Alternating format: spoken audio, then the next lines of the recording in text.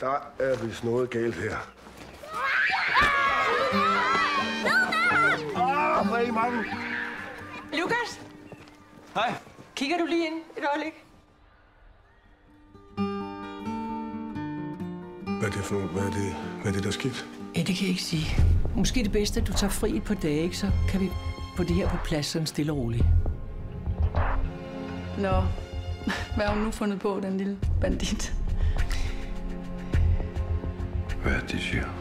Jeg kalder mig en lille pige, og hun lyver ikke, og det har hun aldrig nogensinde gjort. Så hvorfor skulle hun lyve nu?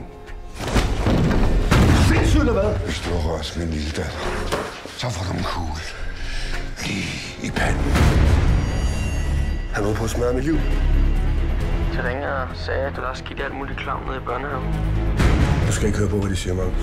Det er min bedste vens datter, det ved du godt, ikke? Jeg tog på børnene, Lukas. Det har jeg altid gjort.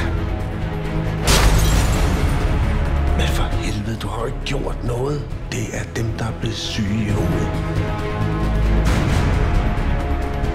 Smut hjem med dig. Kan du så ikke hilse mig og sige, at han ikke skal handle her mere, og han skal heller ikke bede dig om det?